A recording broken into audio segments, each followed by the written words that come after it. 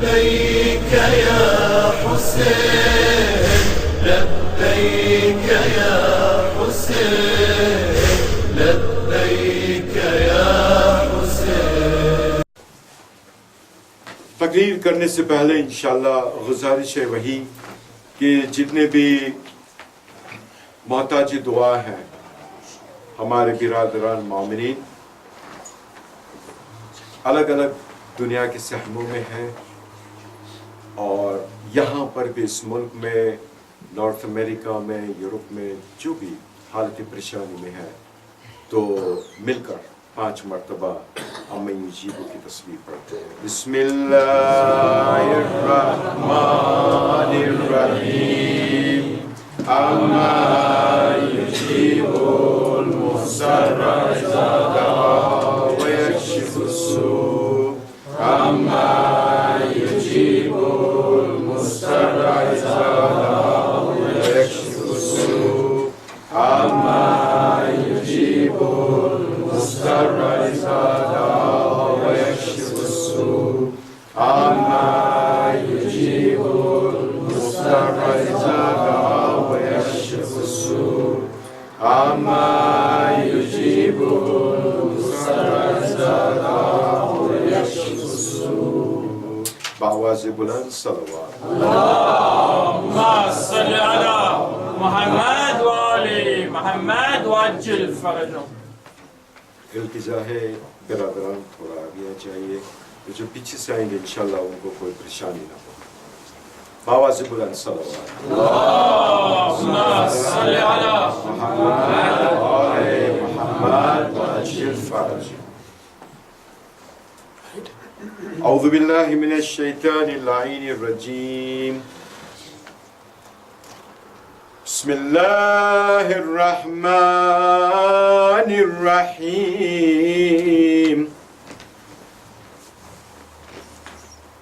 الحمد للہ رب العالمین. الصلاة والسلام على خیر خلقہ ونور عرشہ افضل الانبیاء والمرسلین خاتم النبیین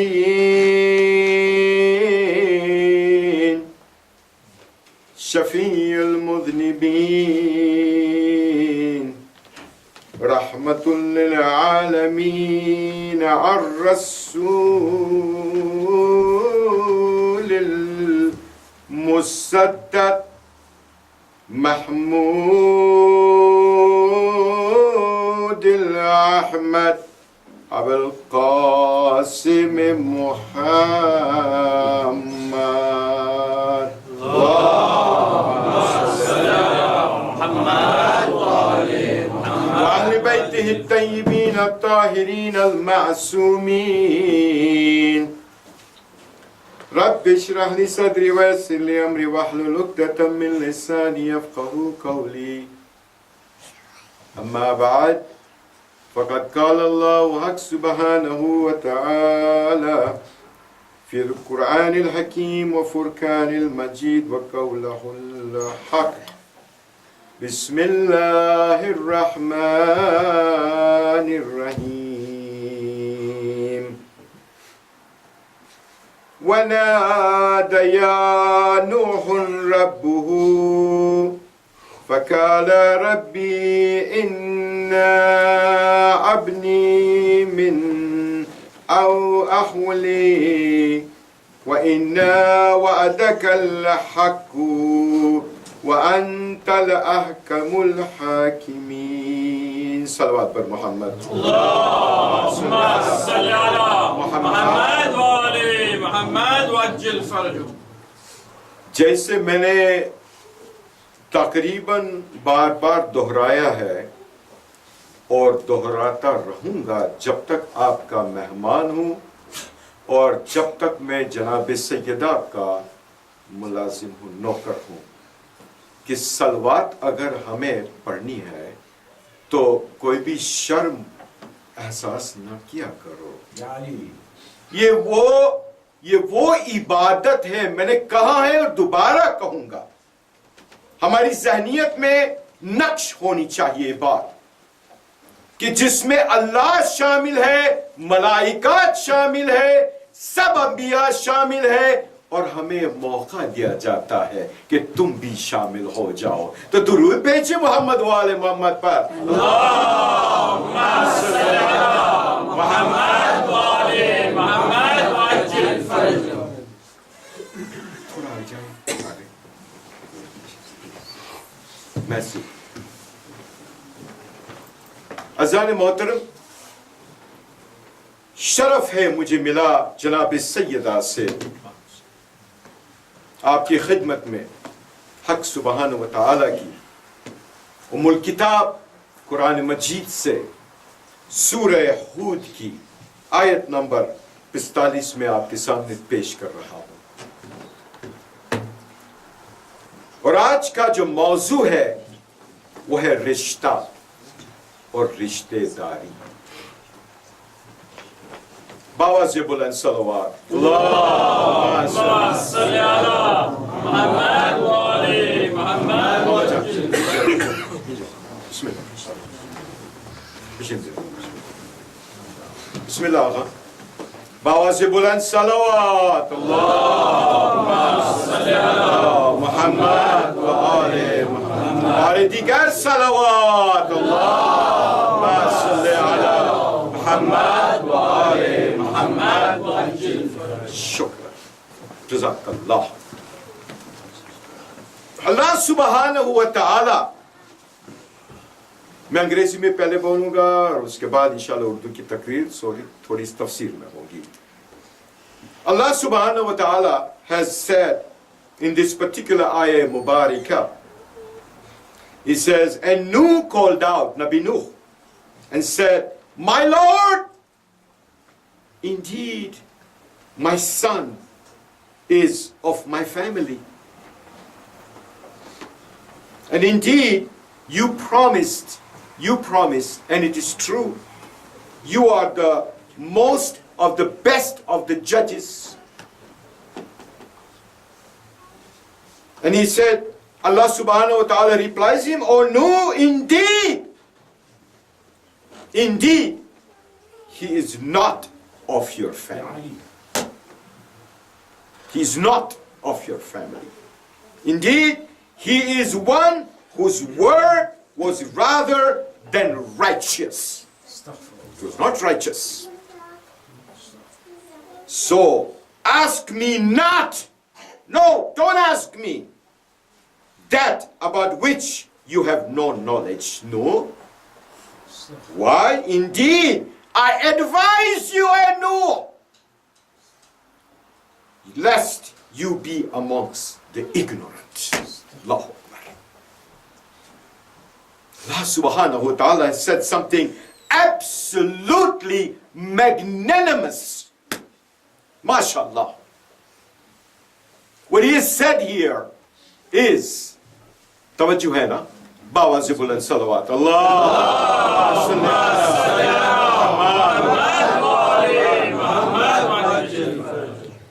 When Nuh made these supplications, Ya Allah, he's my son.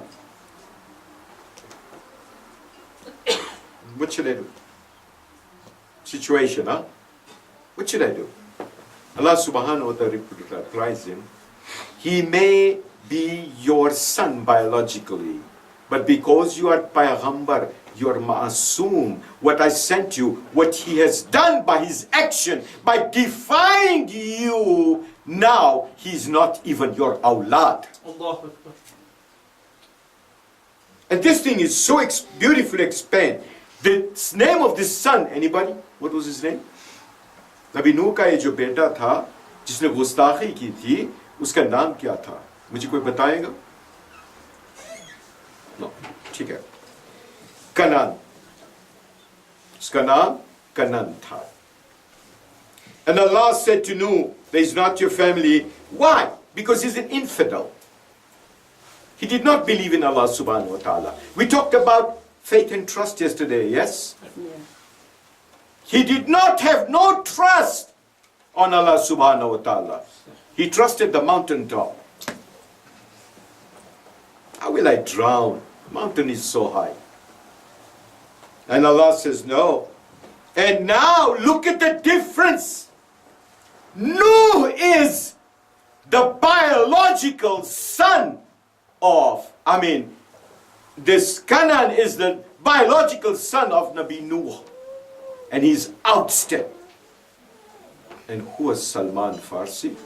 He was an outsider. Subhanallah. An Subhanallah. outsider. And what does our Prophet say? As-Salman ahl bayt minni. Subhanallah. Why? Because of his action. The action that a human being does makes him closer to Allah subhanahu wa ta'ala. Not your rutbah. No. I can say I'm Maulana Nisar Rahim from Allentown, Pennsylvania, from Mr. Obama. I'm here to lecture you in Urdu, English, and anything. I am it. Wrong. I'm full of sins also. And if I don't do what Allah subhanahu wa ta'ala wants me to do, I say anything wrong from this minbar, now I am disqualified as a zakir, I'm disqualified as a mu'min, a muttaqi, and I'm disqualified as a servant of Bibi Sayyida. Allah. Remember, बड़ी जिम्मेदारी की बात है यहाँ से बात करना. और जो भी मैं कहूँगा, whatever I say will be that is quoted by the Aimma. And look, our sixth Imam, Imam Ali bin Musa al-Ridha, salawatullahi alayhi wa sallam. Allahumma salli ala Muhammad wa ali Muhammad wa ali. He says, just like the son of Nuh. Now I'm not saying this. This is Aimma speaking. Let's make some room for our brothers. Salawat bar Muhammad.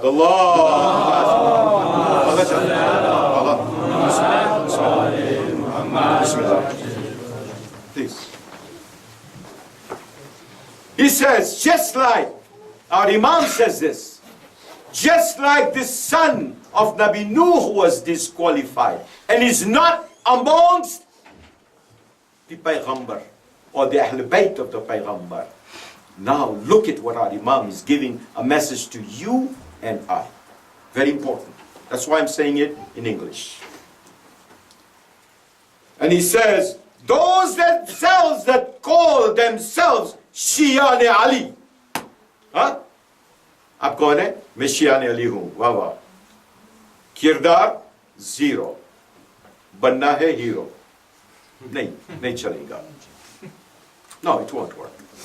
If you do not have the characteristics of a Shia-ne Ali, if you have the characters that Imam Ali is embarrassed to call you his follower, Allah.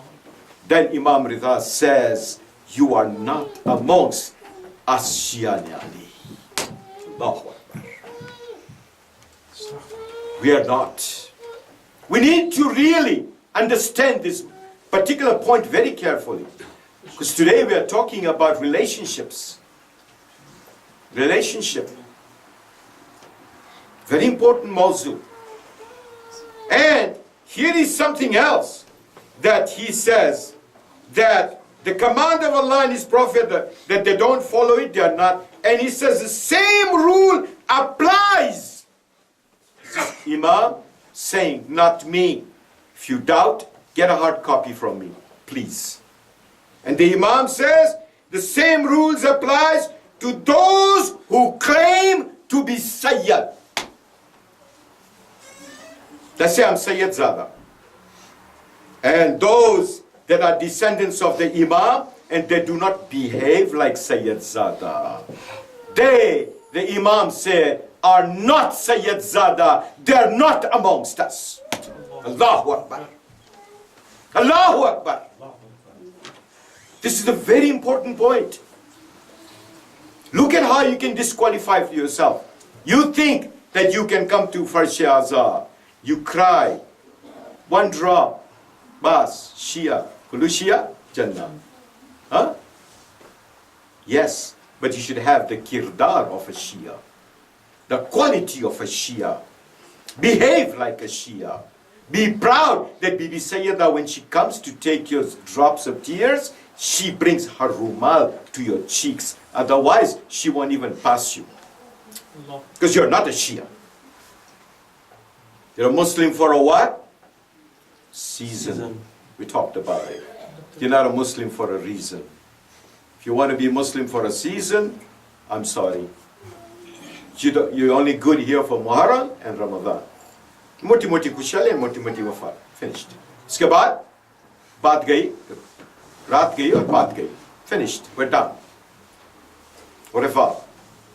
Don't know you. Like I said about Shab-e Jummah yesterday. Very important. If this majma comes here in Shab-e Jummah, you will make Bibi Sayyida proud. That they have come here to mourn my Hussein even after 12 days. Remember this.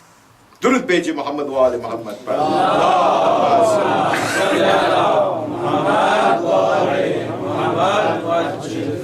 My brothers and sisters in Iman, and this is only for, I'm doing this in English for the benefit of our sisters and brothers that like English and understand English only. So please bear with me. If I was in Allentown, 90% of my majlis is in English. Over here, 80% is in Urdu. So I'm trying my best. Please give me an encouragement by giving me the loudest salawat that you can afford.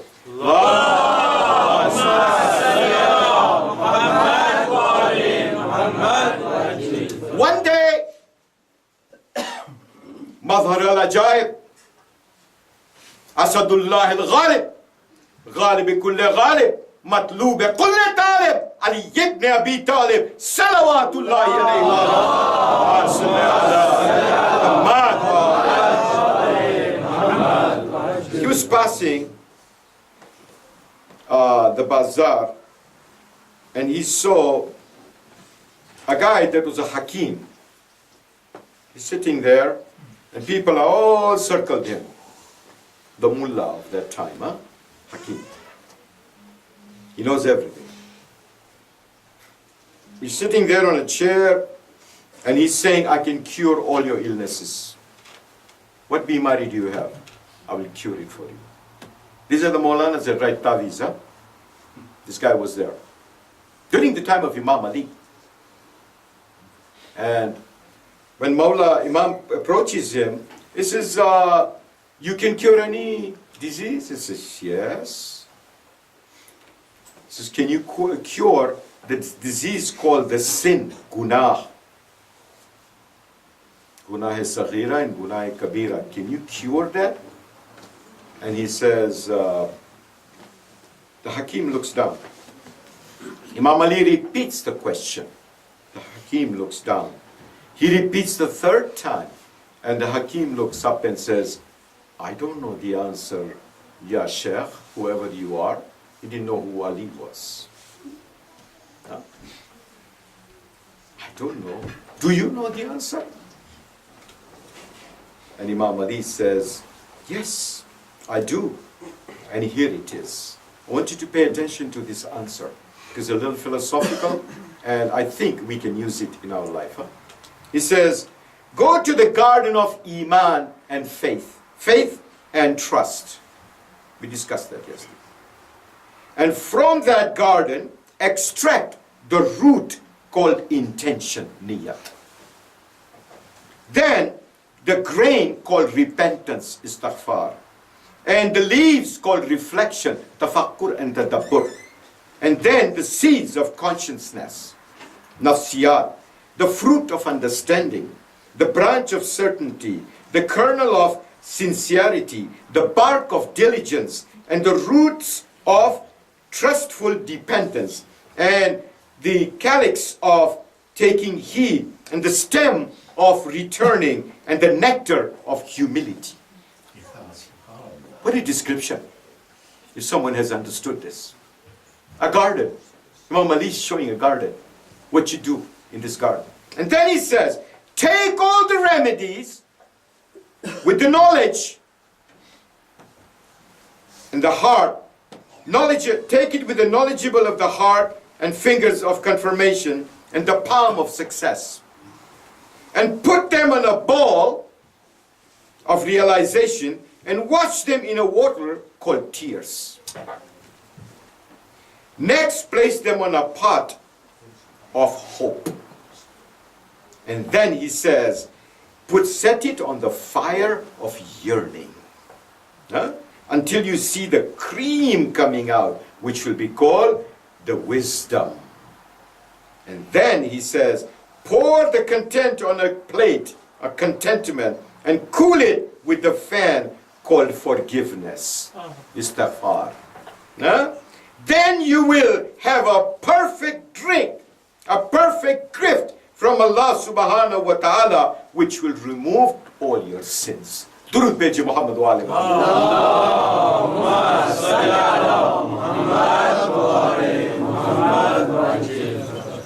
جو انگریزی نہیں سمجھے میں جان سکتا ہوں، لیکن جو سمجھے ہے وہ میرے خیال سے ایک صلوات بھی پڑھیں گے اور ایک نعرہ بھی لگائیں گے. درود بھیجئے محمد و آل محمد پر.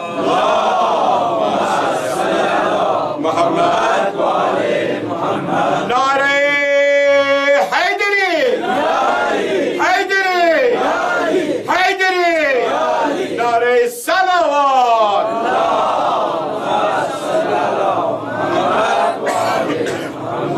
عزیزان محترم، جو بات مجھے آپ کو انگریزی میں کہنی تھی میں کہہ چکا ہوں. اگر نہیں سمجھ پائے تو میں معذرت خواہ ہوں کہ یہ لغت میرے لیے عظیم ہے، کیونکہ جو جتنے ہمارے اور برادران آئے ہیں جو بھی اس فرش ازا کا فائدہ لینا چاہتے ہیں تو ان کے لیے یہ انگریزی ضروری ہو گئی. عزیزان محترم، بات ہو رہی ہے رشتہ اور رشتہ داری کی. رشتے اور رشتہ داری کو اگر سمجھنا ہو انسان کو تو سب سے عظیم شے ہے وہ ہے استغفار. استغفار. آپ اللہ سے استغفار کرتے ہو نا، اللہ سے معافی مانگتے ہو نا. ہاں، دعائے کمیل پڑھیے. کتنی استغفار ہے. اللہ کہتا ہے یہ سب استغفار ناکامیاب اس لیے ہوئی ہے کیونکہ آپ ایک دوسرے کو معاف نہیں کرتے، معافی نہیں دے سکتے. اگر ایک دوسرے کو معافی نہیں دے سکتے تو تم یہ چاہتے ہو کہ اللہ تمہیں معاف کرے گا؟ یہ ناممکن ہے. ایک دوسرے کو معاف کرنا سیکھو، استغفار کرنا سیکھو، ادب استغفار سیکھو، ہدف استغفار سیکھو، اور جانو پہچانو کہ ایک انسان دوسرے انسان کے ساتھ کیسے اس کا برتاؤ ہونا چاہیے.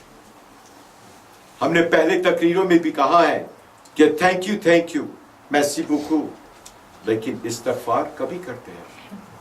کسی سے ٹکرا گئے، باہر والے کو کہیں گے سوری. فرینچ میں کیا کہتے سوری؟ ہاں، پیدو. یہاں اپنے والے کو ٹکرا گیا تھا، ہاں ٹھیک ہے چلو. معافی کرنا بہت تکلیف ہو جاتی ہے ہمیں نا. ایک بیچارے معاف کروں بہت تکلیف نہیں ہوا. اچھا پرابلم، واللہ پرابلم. وائی؟ اس لیے ہماری دعائیں قبول نہیں ہوتی. استغفار اپنے حد عروج تک نہیں پہنچ سکتی کیونکہ ہم نہیں جانتے ایک دوسرے کو کس طرح سے معاف کرنا. پرانی بات لے کر بیٹھ جائیں گے نہیں، بس میں کہوں گا لے کر بیٹھ جائیے، بے شک بیٹھ جائیے، لیکن پھر اپنے آپ کو مسلمان مت کہیے، کیونکہ آپ وحدہ لا شریک نہیں لیکن شریک ہو گئے خدا کے، کیونکہ خدا معاف کرنے والا ہے. آپ خدا سے ایک سٹیج اوپر چلے گئے کہ میں معاف نہیں کر سکتا. ارے جو ہو جائے وہ ہو جائے گا، حشر کا دن آئے گا اس وقت دیکھا جائے گا. یہ جو تربیت ہے انسان کی ان کو گمراہی کی طرف لے جاتی ہے، گمراہی کی طرف لے جاتی ہے. अज़ान मोहतरम, मैंने इस मौजू को इसलिए छेड़ा है जो रिलेशनशिप, रिश्तेदारी, क्योंकि आज रिश्तेदारी की बयान बहुत जरूरी है। हम बहुत छोटे से माशरे में है यहाँ। कितने हैं यहाँ? 1000 है? नहीं। 500 है? नहीं। कितने हैं? 1000 नहीं। 500 नहीं। 100 अगर हुए तो। जहां से हमारे हैं वहां 1200 है। कनाडा में जाओ तो वहां बड़ी जमात है। जहां जाओ इस छोटी सी जमात में, इस छोटे से बीज में अगर कोई कोताही हो जाएंगी ना, तो वो जो पेड़ और पौधा निकलेगा उसमें जो फल आएंगे वो सब खराब आएंगे, पुरलुत्फ नहीं होंगे, लेकिन लुत्फ के बिना होंगे। क्या हम चाहते हैं कि हमारी माजी के लिए हम हमारे मुस्तकबिल को बर्बाद कर दें? सोचने की बात है। तफक्कुर और तदब्बुर की बात आपके सामने पेश कर रहा हूं। एक मिसाल दूं आपको। एक इंसान था, उन्होंने बहुत से गुनाह किए थे, बूढ़ा हो गया बेचारा, ज़ईफ हो गया। मैं कब की बात कर रहा हूं? उस वक्त की कि जब ये गाड़ियां नहीं थी, बैलगाड़ी भी नहीं थी, और किस तरह से एक जगह से दूसरी जगह लोगों को ले जाते थे। यहां पर एक, क्या कहते हैं उसको, और वो जो मीज़ान की तरह यहां रखा जाता था, वहां वजन रखा जाता था, एक दूसरी जगह इंसान को रखा जाता। ये ट्रांसपोर्टेशन का मोड था उस वक्त। डोली बोलते। क्या? डोली कहते हैं? जी हाँ। ठीक है, अगर आपने कहा तो आपका शुक्रिया। दुर्गज मोहम्मद वाले मोहम्मद पर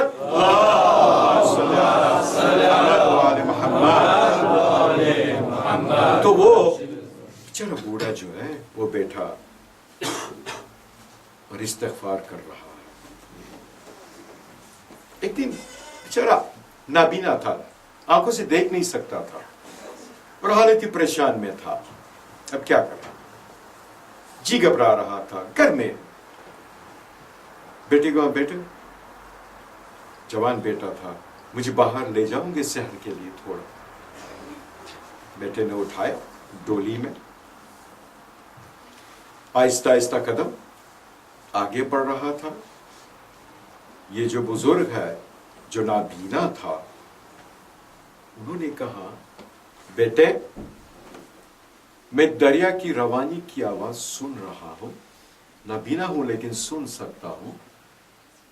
मेरे लिए इतनी मशक्कतें मत उठाना, लेकिन इतना करना कि जहां भी तू मुझे डुबोने ले जा रहा है, याद रखना वहां का पानी गहरा होना चाहिए।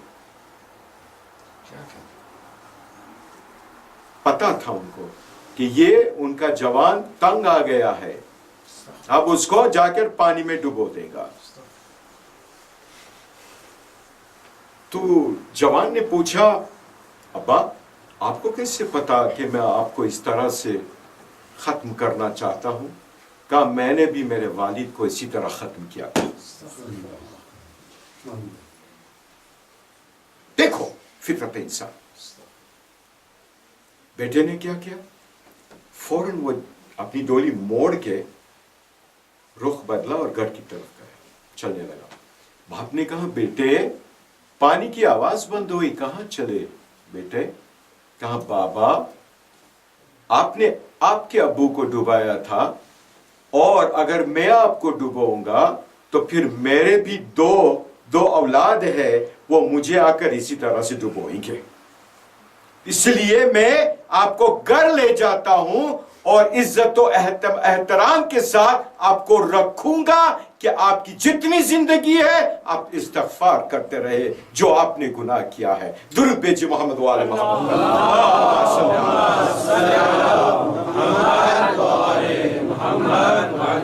साले मोहतरम, इबरत की बात है। रिलेशनशिप, किस तरह से एक दूसरे से इंसान को रिश्ता रखना है। किस तरह बेटे ने रिश्ते को निभाया, किस्मत बदल दी अपनी। सही है ना? इसमें इबरत यह है कि आज का ये जो नया जमाना है, वहां तो क्या होता है कि माँ बाप बूढ़े हो गए, डाल दो ओल्ड फोक्स होम में। यहां का पता नहीं, वहां बहुत होता है। जहां बूढ़े लोग रहते हैं, एक नर्स रख दो, खाना देंगे, पीना देंगे, ये सर दर्द तो खत्म हो जाएगा घर में हर रोज का। ये हाल, सूरत हाल है अभी का। उनको पता नहीं जब वो भी बूढ़े बनेंगे तब उनका क्या हश्र होगा। ये इबरत की बात है। आज मैं ज्यादा वाह वाह सुभान अल्लाह वाली बात नहीं करना चाहता, नारे वाले बात नहीं करूंगा। बात करूंगा जो हमारी जहनीयत में, हमारे दिलो दिमाग में पैवस्त होकर हमें एक हिदायत मिले। दूसरा मिसाल आपको दूं, दुनिया। हम रिश्तेदारी रखते हैं दुनिया से, दुनिया की हर चीज से हमें मोहब्बत हो जाती है ना? आजकल का इंसान दूसरे को अगर पूछता है कि तू कौन है, तो पहले वो जो बताने वाला है उनकी तारुफ में उनका नाम वगैरह बताएगा, लेकिन उसके बाद फला मेरे पास से इतने बंगले हैं, इतनी गाड़ियां हैं, ये है, इतने साल से हूं, इतना मशहूर और मारूफ हूं, ये हूं, वो हूं। दुनियादारी, पूरा जो इंट्रोडक्शन है, तारुफ है, वो दुनियादारी से दी जाती है। आओ एक किस्सा सुनाओ आपको ये दुनियादारी के बारे में, कि इंसान इस दुनियादारी में जब डूब जाता है तो उसका क्या हाल होता है। एक दिन का वाकया है, एक बड़ा ज़हीन शेख था,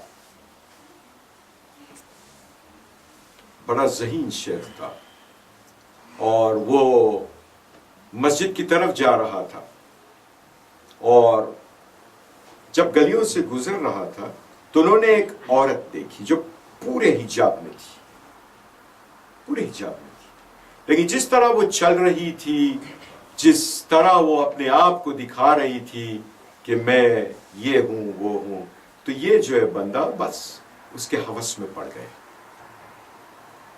अब वो इशारा करती रही, ये उसके पीछे पीछे। रेशम की दुकान थी, वहां से गुजरे, इशारा किया, देख देख। उसके बाद जहां सोनी चांदी बेचा जाता है वहां से गुजरे, इशारा किया, देख देखा। जितनी भी दुनिया की जो आसाइश है वो सब दिखाती गई। आखिरकार वो एक जगह पहुंची जो बहुत अलहदा थी, गांव से दूर। वहां पर उन्होंने दरवाजा खोला और चाबी उनको दी और कहा, इशारा किया, अंदर आ जा। आ गया बंदा। वहां मुअज्जिन आजान कर रहा है। यहां इसके दिमाग में बदख्याल आ गया था, हवस, दुनिया। अंदर गया, अंदर गया तो कुछ शमा जली हुई थी, अंधेरा सा था। औरत ने इशारा किया, ये जो चाबी है उसको ये इस कुएं में फेंक दो जो घर में था। तो वो थोड़ा हिचकिचाया कि अगर ये किया तो अब क्या होगा, मैं बाहर कैसे जाऊंगा। कहा, तूने मुअज्जिन को सुना और आजान छोड़ दी, तो ये करने में क्योंकि तुझे हवस है ना, तो चलो ये भी बात मान ले, फिर मैं तुझे दिखाती हूं अपना चेहरा। उन्होंने चाबी फेंक दी। क्या क्या, अपनी पूरी जिंदगी हवाले कर दी उस औरत की। उस औरत ने जब निकाब हटाया तो इतनी बदसूरत औरत थी और ज़ईफा थी और इतनी बदबू आ रही थी उसमें से, और कहा, तूने मेरा पीछा करते करते यहां तक तू आया, तुझे पता है کہ میں دنیا ہوں. ضعیفہ کہتی ہے میں دنیا ہوں. میں نے تجھے ریشم کی دکان دکھائی, سونا چاندی کا بازار دکھایا, ہر ایک چیز جو دنیا میں رحلت لاتی ہے وہ دکھایا. اب وہاں سے یہ کہہ کر وہ گم ہو گئی, خاک ہو گئی. شمع بھی تھی وہ بجھ گئی.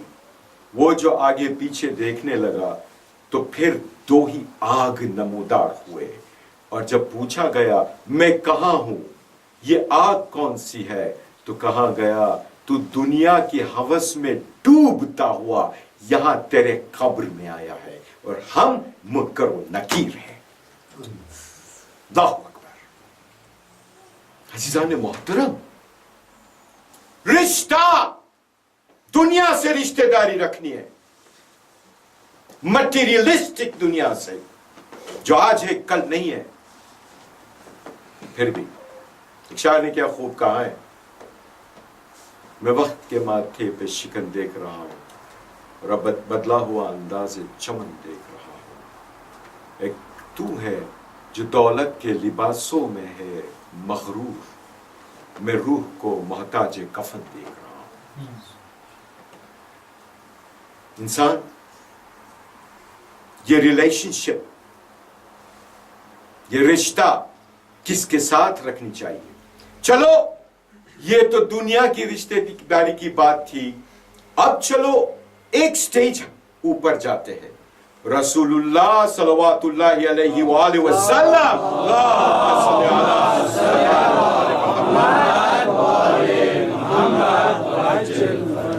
رسول اللہ اپنی ایک اصحاب تھے, بڑا مومن تھا, سخی تھا, غنی تھا, خیرات کرنے والا تھا. ایک دن اس کا انتقال ہوا. رسول اللہ نے خود جا کر اس کو غسل اور کفن دیا, خود. رشتہ داری کی بات ہو رہی ہے, موضوع یہی ہے, توجہ رکھنا میں کہاں لے جا رہا ہوں آپ کو. غسل و کفن دیا. جب میت اٹھی رسول نے اپنا نالین نکال دیا. یہ کون رسول جو معراج میں بھی نالین نہیں نکالا؟ وہ رسول نے اپنے نالین نکال دیے اور ساتھ ساتھ چلنے لگے. قبر میں جا کر خود لٹایا, خود لٹایا. اللہ اکبر, کتنا خوش قسمت ہے. لٹایا, تلقین بھی خود رسول اللہ نے پڑھی. غور و فکر ہے. اب اس کی ماں نے جب دیکھا ہے تو کہنے لگا میرا بیٹا کتنا خوش قسمت ہے کہ رسول اللہ نے پہلے سے آخر تک پورا کام ان کے لیے کیا. تو فوراً رسول اللہ نے کہا خاموش ہو جائے خاتون, تجھے پتا ہے ابھی مٹی ہم نے ڈالی ہے اور اس پر عذاب قبر شروع ہو گیا ہے. عذاب قبر شروع ہو گیا ہے. رسول اللہ یہ اتنا کیا, رسول نے کیا ہاتھوں سے, لیکن اندر گیا عذاب قبر. اصحابوں نے پوچھا یا رسول اللہ ماجرا کیا ہے؟ سب کچھ آپ نے کیا, غسل کفن آپ نے دیا, بڑے احترام کے ساتھ آپ میت کے ساتھ آئے, ارے بڑے شوق سے آپ روئے بھی, گریا بھی کیا اور اس کو قبر میں اتارا, تلقین بھی پڑی, اور آپ کہہ رہے ہو کہ ان پر عذاب نازل ہو گیا. کہا اس کی وجہ ایک ہی ہے, اس کے گھر کی اندر جو رشتہ دار تھے, ان کی بیوی بچے اور رشتہ دار, ان کی ساتھ بہت بری صحبت تھی, بہت برا برتاؤ تھا, غصے والا تھا. جو بھی چاہے, چار دیواری میں کوئی دیکھتا ہے, وہ سمجھ کے کرتا رہا ظلم, اور یہاں رسول نے سب کچھ کیا، فوراً یہاں قبر میں لٹایا گیا اور عذاب شروع ہو گیا۔ عزیزان محترم، یہ ہے ایک سبق رشتے کا، رشتے داری کیا ہے، کس طرح میں نبھانی ہے۔ میں نے 3 مثالیں دے دی، 3 مثالیں دے دی، اب آخری مثال دوں گا، اور وہ مثال اور کوئی نہیں، ہمارے آقا و مولا اسد اللہ الغالب، غالب کل غالب، مطلوب کل طالب، علی ابن ابی طالب صلوات اللہ علیہ وآلہ وسلم۔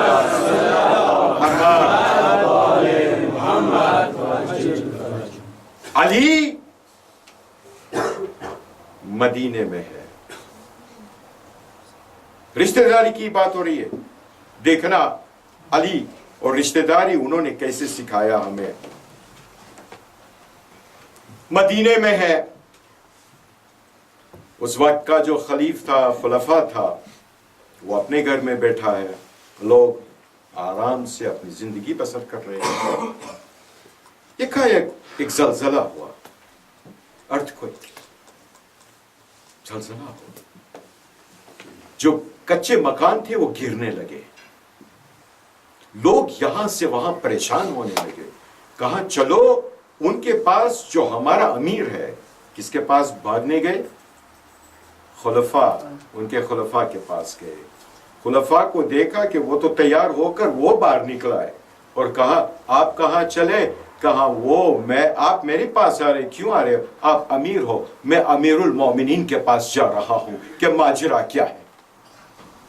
تو سب جا کر امیر المومنین علی ابن طالب کے گھر پہ گئے اور وہاں آنگن پر ٹھہرے، کیونکہ علی زلزلہ ہو رہا ہے لیکن وہ عبادت میں مبتلا ہے، کھوئے ہوئے ہیں عبادت میں۔ علی ابن ابی طالب جب فارغ ہوئے نماز سے، تب کہاں کیا ماجرا ہے، کہاں زلزلہ ہو رہا ہے، لوگ مر رہے ہیں، پریشانی ہے، حال پریشان است، اب کیا کریں ہم؟ کہاں بیٹھ جائیں؟ اپنا ہاتھ لیا، سنیے، غور سے سنیے، اور زمین پر، تراب پر ہاتھ مارا اور کہا ما لہا، ما لہا۔ زمین میں جو زلزلہ تھا وہ بند ہو گیا، لوگ پریشان ہو گئے، یا امیر المومنین، یا کیا معجزہ ہے، کیا آپ کہنا کیا چاہتے؟ کہا یہ ہے رشتہ ابو تراب کا تراب کے ساتھ۔ اللہ اکبر، سچ یہ بات ہے؟ کہا قرآن نہیں پڑھا؟ اذا زلزلت الارض زلزالها واخرجت الارض اشکالها وقال الانسان ما لها۔ اللہ اکبر، اللہ اکبر۔ جب قیامت کا دن آئے گا، جب یہ پہاڑ رائے کی طرح ٹوٹیں گے اور زمین جتنی بھی اس میں ہے، میت ہے، جو بھی ہے، وہ اکھاڑ کر باہر پھینکیں گی، زلزلہ ہوگا، تب علی ابن ابی طالب کا آئیں گے اور کہیں گے ما لہا۔ اللہ اکبر، ہم علی والے ہیں، علی والے ہیں۔ سمجھنے کی کوشش کرو ریلیشن شپ، رشتے داری کیا ہوتی ہے۔ علی والے ہو، علی والے بننا ہے تو علی کی طرح رہو، ایٹ لیسٹ پورا نہ بن سکو تو کچھ تو بن کے رہو، کچھ تو بن کے رہو۔ اگر وہ بھی نہ کیا تو علی شرمندہ ہو جائیں گے، آپ کے لحد میں نہیں آ سکیں گے آپ کے امداد کے لیے۔ جب مولا علی کو پکاریں گے نادی علی پڑھ کر، یا علی امداد کیجئے، نہیں آئیں گے، کہیں گے علی نہیں آتے، کیوں آئے؟ آپ علی والے ہو کیا آئے؟ بڑے غور و فکر کی میں بات کر رہا ہوں، تصورات ہے اگر اس باتوں پر، تو انشاءاللہ آج کی تقریر میں ابھی تک جتنا میں نے بیان کیا ہے بتحفہ آپ کے سامنے میں نے پیش کیا ہے، آپ اس کو گھر لے جائیے، اپنے آپ کے ضمیر کو ٹٹولیے، اور اگر ہو سکے تو تبدیلیاں لانے کی کوشش کیجیے، کوشش کیجیے، مشکل نہیں ہے۔ اور یہ مثال کس نے دیا؟ ایک 13 سال کے فرزند حسن نے کربلا کے میدان میں. عزیزان محترم، جب قافلہ مدینے سے رخصت ہوا امام حسین علیہ السلام کا، اور چلتے چلتے جب کربلا پہنچا، امام نے بتایا کہ اب یہاں پر ہر ایک کو اپنی جان نثار کرنی ہے راہ الہی میں. تو جناب قاسم نے پوچھا، بابا ہم حق پر ہیں؟ امو جان ہم حق پر ہیں؟ کہا ہاں بیٹے ہم حق پر ہیں. کہا تجھے موت کیسی لگے گی؟ تو پھر کہا شہد سے میٹھی لگے گی. 13 سال کے ایک بچے نے ہمیں یہ مثال دی ہے. عزیزان محترم، آج ہمیں پرسہ دینا ہے امام حسین کو، ام فروا کو. آج کیونکہ 13 سال کا کم سن نوجوان، ابھی کم سن تھا بالکل، ہائے بار دیگر وہ جا رہا تھا خیمے کی طرف اور مولا حسین سے اجازت مانگتا تھا کہ یا امو مجھے اجازت دیجئے میں میدان کے لیے میں جاؤں اور اسلام کے لیے میں اپنی جان فدا کروں. لیکن بار بار مولا اس کو نہ کرتے تھے، انکار کرتے تھے. ہائے امام حسن کا چلکتے جگر خیمے کے نیچے بیٹھ کر رو رہا تھا، زارو قطار رو رہا تھا. اور آخر تعویذ جو یہاں پر بندھا ہوا تھا اس کو نکالا، دیکھا تو امام حسین کے نام پر تھا. جا کر تعویذ امام کو دیا، امو جان یہ تعویذ ہے، یہ خط ہے، میرے بابا نے آپ پر لکھا ہے، آپ اس کو پڑھیے. آئے جب یہ خط دیکھا امام حسین نے اپنے آنکھوں سے لگایا، آئے میرے بھائی کا خط ہے، اور کہا قاسم یہ تو نے کیا کر دیا؟ آئے قاسم نے کہا بابا نے اجازت دی ہے، اگر آپ اجازت دے دے تو. کہا بیٹے پہلے جا کر تیری ماں سے اجازت مانگ لے. آئے قاسم گئے اور اپنی ماں سے اجازت مانگ لی. ماں نے اجازت تو دی، لیکن کہا بیٹا تیرے بعد کس کے سہارے رہو گی؟ میرا ایک ہی سہارا ہے، تو قاسم. اجازت ملی، مولا کے پاس آئے.